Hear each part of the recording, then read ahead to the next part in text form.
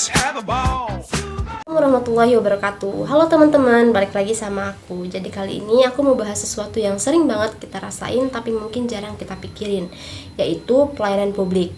Nah, yang bikin topik ini menarik, kita nggak cuma bahas soal teorinya aja, tapi juga gimana sih inovasi-inovasi pelayanan publik di Indonesia itu hadir dan juga ngaruh ke kehidupan kita sehari-hari.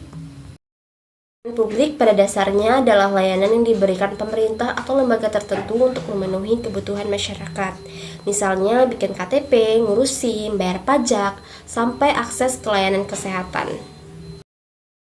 Ini penting karena kualitas layanan bisa jadi cerminan kualitas pemerintah itu sendiri. Kalau pelayanannya ribet, lambat, dan gak jelas, otomatis masyarakat jadi malas berurusan. Tapi kalau layanannya cepat, jelas, dan ramah, masyarakat pasti ngerasa puas.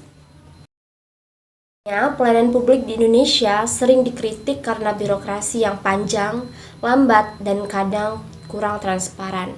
Nah, disinilah inovasi muncul sebagai solusi. Pelayanan publik itu bisa diartikan sebagai upaya menciptakan cara-cara baru atau memperbaiki sistem lama supaya pelayanan jadi lebih efektif, efisien, dan tentunya memudahkan masyarakat. Jadi intinya inovasi bukan hanya sekedar gaya-gaya teknologi, tapi bagaimana layanan bisa lebih dekat dan juga mudah diakses. Ada banyak banget, tapi beberapa yang mungkin sering kita dengar itu antara lain pelayanan digital, kayak aplikasi online single submission atau OSS buat urusan perizinan usaha atau aplikasi. Terus ada pajak online yang bisa kita akses untuk bayar pajak tanpa harus antri panjang di kantor pajak. Terus ada mobil pelayanan keliling. Ini inovasi simple tapi berdampak banget. Karena dengan mobil ini masyarakat di desa atau daerah terpencil bisa ngurus administrasi tanpa perlu jauh-jauh ke kantor pusat. Dan yang terakhir itu ada mall pelayanan publik atau MPP.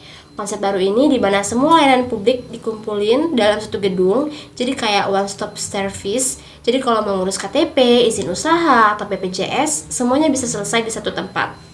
Ini nunjukin kalau inovasi nggak harus selalu digital, bisa juga berupa perubahan cara kerja yang bikin pelayanan lebih dekat ke masyarakat.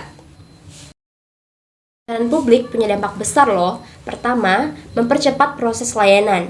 Kedua, mengurangi potensi pungli karena semua jadi lebih transparan. Ketiga, bikin masyarakat lebih percaya dan juga merasa dilayani dengan baik.